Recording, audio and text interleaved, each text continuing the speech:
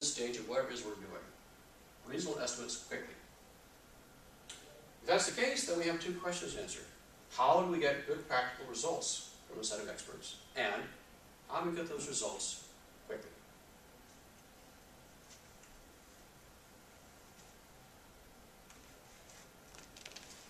A very general approach to answer those questions was formulated in the 1940s by the Rand Corporation. They called it the Delphi Method. The Delphi Method was formed in the World War II and post-World War II years, in the beginnings of the Cold War, when some of the pressing questions were, how do we stop the Soviets from getting through the Volga Gap in tanks and swarming through Germany, things like that. They weren't necessarily quantitative estimates of project duration, but they were very much estimates or analyses of things that were important. The Delphi Method was interesting and, in a sense, revolutionary in that it tried to tap the expertise of a group of experts in a way that avoids the biggest single problem with estimation from groups of experts, which is the problem of expert bias or anchoring. If I have 5 people around a table, and one of those people is an expert in the subject who's been doing it for 10 years, and the other 4 have been doing the same subject for 1, 2, 3, and 5 years, then when I walk into the room and say, estimate this thing for me, what tends to happen is everyone turns around and looks at the guy who's been doing it longest. He gives an answer, the rest all nod and look back at me. And I've got an answer, but I don't have an answer from that group of people. I have an answer from one person, and I have nods from everyone else. So I didn't tap the expertise of a group of people by doing that, even though I walked in and asked a group of people. So the Delphi Method and its successors tried to avoid that problem by using anonymization techniques to get information from people without providing opportunities for them to be biased by the thoughts of anyone else. So the original Delphi Method was male-oriented. Each person would be sent a questionnaire, would fill it out, would mail it back to the facilitator, who would have the results typed up, and then mail it out to everyone else again to look at, but anonymous, with no names associated with it. Everyone would read everyone else's thoughts, write up a new analysis, send it back, and so forth. And over time, they would converge to some sort of an answer. Keep this up until there's some kind of stopping criteria is met. It could be the number of rounds, maybe we'll stop it at 3. It could be there's some sort of concept of consensus or stability results, and we'll stop when we get to, say, plus or minus 20% from the average for each person. It was a very effective technique, but it was very slow because it relied upon mailing and typing. So in the 1970s, Barry Ball and John Farquhar designed a technique called Wideband Delphi that involved a lot of the same concepts, but moved much faster. The breakthrough here was in deciding it was okay for these people to see each other and sit in the same room as long as no one knew what anyone else was going to say until he finished coming up with his own answer. So the techniques were similar, but the questions were provided and people sat around the table, scribbled their answers down, and then handed it to the facilitator instead of going at my mail. And then have one meeting for estimation session. So this was certainly faster, and there was opportunity for people to discuss things in the meetings and then go off and rewrite their own analyses. So, big step forward, but still not what you call speedy, and not very useful for fast-moving projects.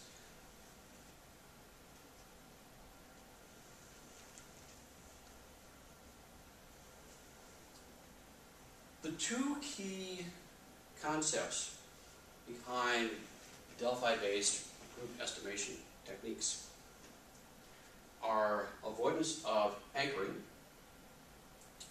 and focus on variance. Anchoring is a problem I mentioned earlier, where the person who has most seniority, or the most prestige, the loudest voice, or is the quickest to answer, comes up with an answer and everyone else then sort of rubber stamps it. That can happen because they assume he knows what he's talking about, because he's the expert, or it can be simply because he spoke first and no one else had a really, truly compelling reason to speak up, especially if they're kind of shy. Because the guy who speaks up first is usually not so shy. And the other people tend to be more so, or they'd be the ones who spoke up first. So, Delphi methods avoid expert bias or anchoring. They rely on a team of experts, not individuals, and they focus on variance to improve estimates. In an estimation session, we might get numeric answers such as 1, 2, 3, 5, and 7 from a group of 5 people. The interesting thing about that is not that we got a specific set of numbers, but the fact that there was a wide discrepancy between the lowest values and the highest values. Because it's interesting, we want to understand it better. Why did someone say 1 when everyone else thought it was higher? Why did someone say 7 when everyone else thought it was lower? So we'll ask these questions, literally. You think it's a 1, which is a low value. Everyone else thought it was bigger. You must think this is fast, easy, small, whatever. Why did you think that? And then we talk to the person who came up with a 7 and say, you think this is bigger than everyone else was thinking. What was your reasoning behind that? That discussion of variance very quickly flushes out a lot of assumptions that people make about the requirements, the work involved, the work that has been done versus work that needs to be done, whether we're buying it or building it, and so forth.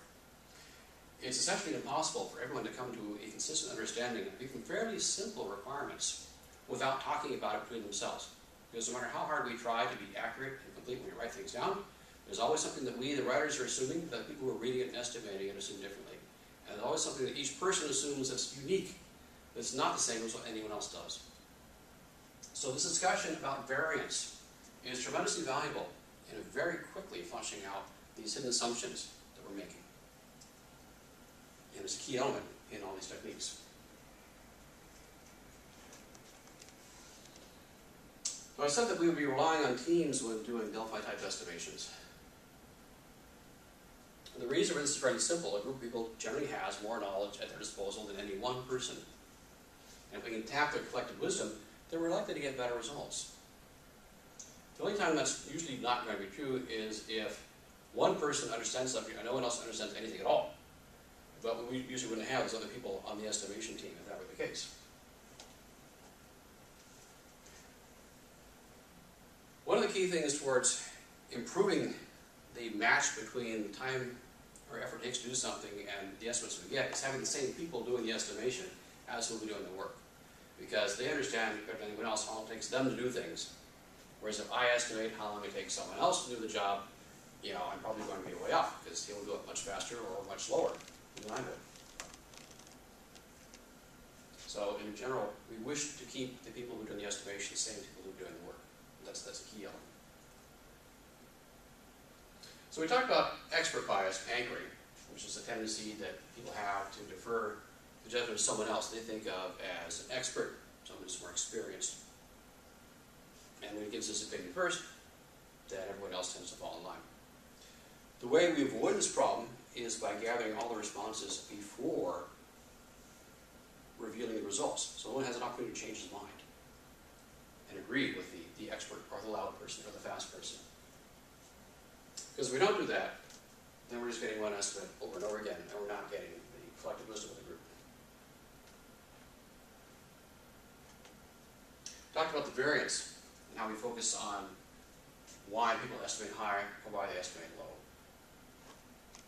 And the insights that we get from asking people why they chose the higher or low values. An interesting point here is not only does sharing the insights that we get from the discussion of variance lead to better results,